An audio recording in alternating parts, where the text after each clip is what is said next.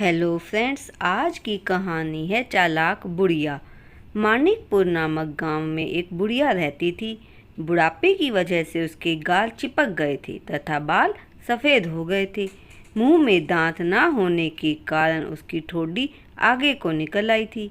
इससे उसकी नाक, जो कि पहले से ही लंबी थी, और भी लंबी नज़र आने लगी थी। उस बुढ़िया की एक पोती थी।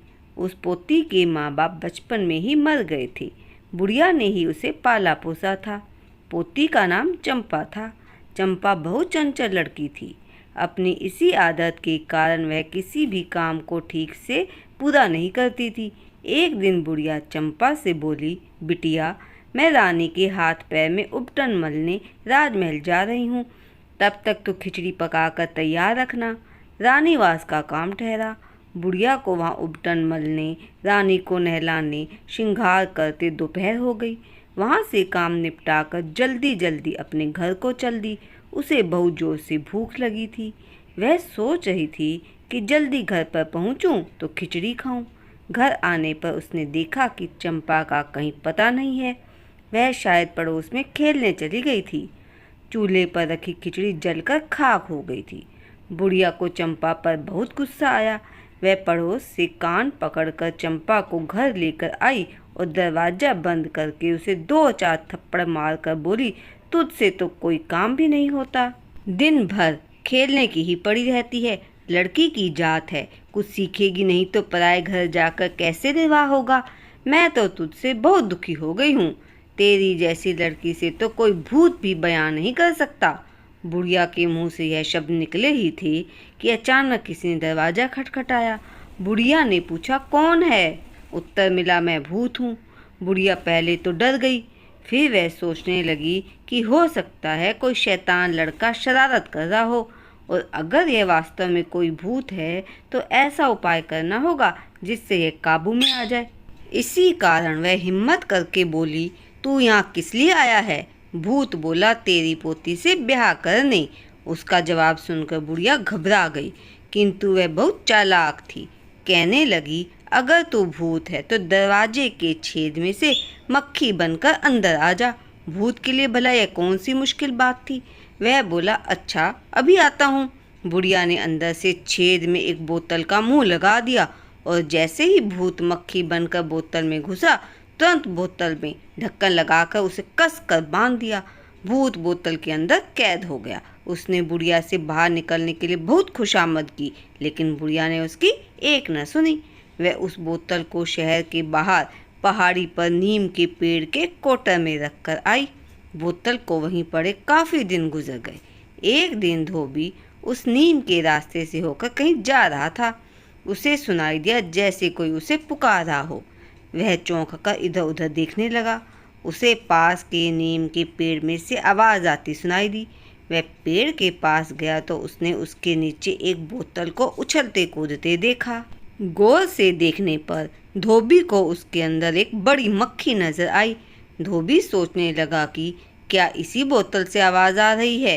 वह अभी इसी सोच में था कि बोतल के अंदर से भूत बोल पड़ा, भैया, इस बोतल में मैं भूत बंद पड़ा हूँ। कृपया तुम इस बोतल का ढक्कन खोल दो, मैं तुम्हारा उपकार मानूंगा। भूत का नाम सुनकर पहले तो धोबी चौंका। इसके बाद वह हिम्मत करके बोला, ना बाबा, तू ठहरा भूत। बोतल से निकलकर अगर मुझे ही चिपक गया तो फिर मैं क्या करूँगा? जिसने तुझे बंद किया है वह कोई तेरा भी गुरु होगा। भूत कांपते हुए बोला, गुरु ना कहो, होने वाली सास कहो। भूतों की भी भला सास होती है? क्या चक्कर है, बताओ तो ज़रा। भूत ने कहना शुरू किया, वह जो पहाड़ी के नीचे तुम बस्ती देख रहे हो ना, उसमें एक बुढ़िया रहती है। अगर उसकी शक्ल तुम रात के समय देख लो तो डर के मारे कांपने लगोगे। उसकी एक सुंदर सी प्यारी सी पोती है। इसके पश्चात भूत ने धोबी को सारा किस्सा कह सुनाया। धोबी को भूत की बात पर बड़ी हंसी आई। वह बहुत दिनों से अपने बेटे के लिए सुंदर बहू की तलाश में था। बुढ़िया की पोती के बारे में सुनकर उसने बुढ़िया के घर जाने का फैसला किया।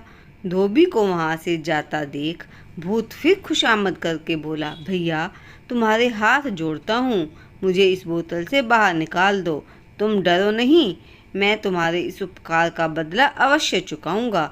मैं इस देश के राजकुमार के ऊपर चढ़ जाऊंगा। जब तुम उस राजकुमार पर पानी छोड़ दोगे, उसे तभी छोड़ूंगा। बस राजा खुश होकर तुम्हें बहुत सारा इनाम दे देगा। धोबी को यह बात पसंद आ गई। उसने बोतल का ढक्कन खोलकर भूत को आज़ाद कर दिया। इसके बाद धोबी सीधा बुढ़िया के घर पहुंचा और अपने बारे में बताकर उसने बुढ़िया की पोती से अपने बेटे की शादी पक्की कर दी। एक दिन वह कुछ खरीदने बाजार गया तो वहाँ उसने ढिंढोरा पीटते सुना। राजा का बेटा बीमार है। वह रह रहकर चिल्लाता है और दर्द के मारे बेहोश हो जाता है। राजवैद्य उसका इलाज करके हार गए हैं। जो उसे अच्छा करेगा उसे 10 गांव की जागीर दी जाएगी। धोबी समझ गया कि बोतल का भूत राजकुमार को चिपक गया है। वह राज दरबार में पहुंचा तथा राजकुमार को ठीक करने की जिम्मेदारी ली। वह झूठ मूठ भूत उतारने का ढोंग करने लगा और कुछ मंत्र पढ़कर राजकुमार पर पानी छिड़क दिया। भूत अपने वायदे के अनुसार राजकुमार को छोड़कर चला गया। राजकुमार ठीक हो गया। राजा बहुत खुश हुआ। उसने धोबी को जागीर में 10 गांव दिए। उधर धोबी ने अपने बेटे से चंपा की शादी कर दी। वह सुख से रहने लगा। जब भूत को पता चला कि चंपा की शादी धोबी के लड़के से हो गई है तो उसे भारी चिढ़ हुई। वह धोबी के लड़के को सताने लगा। अब तो धोबी बड़ा परेशान हुआ। वह भूत से बोला, तू मेरे लड़के को छोड़कर चला जा, नहीं तो अच्छा नहीं होगा। मैंने तेरे साथ नेकी की और तू मेरे ही लड़के को सता रहा है। यह ठीक नहीं है। लेकिन भूत ने उसकी बात नहीं मानी। अंत में धोबी को एक तरकीब सूझी। उसने कुछ ढोलक और नगाड़े वालों को इकट्ठा किया। उसने कहा कि वह गांव की सीमा से उसके घर तक खूब जोर जोर से ढोलक और नगाड़े पीटते हुए आए। इधर भूत धोबी के बेटे की जब जब गर्दन दबा रहा था, वह रह रहकर चिल्लाता। ढोलक व नगाड़ों की तेज आवाज़ सुनकर भूत ने धोबी से पूछा, यह हल्ला गुल्ला काहे का? धोबी ने कहा, मैं क्या जानूं, होगा कुछ। भूत बोला, जरा देख कर तो आओ कि क्या बात है। धोबी कुछ सोचने का नाटक करते हुए बोला, अच्छा तू कहता है तो मैं देख कर आता हूँ। धोबी ने लौट कर बताया कि वह बुढ़िया एक फौज लेकर भूत को पकड़ने आ रही है और साथ ही उसके पास एक बड़ी बोतल भी है जिसमें वह भूत को कैद करेगी। भूत ने जब यह बात सुनी तो उसके होश गुम हो गए। वह सिर पर पाँव रखकर वहाँ से भाग खड़ा हुआ। इसके पश्चात उसने कभी भी उस गांव का रुख नहीं किया।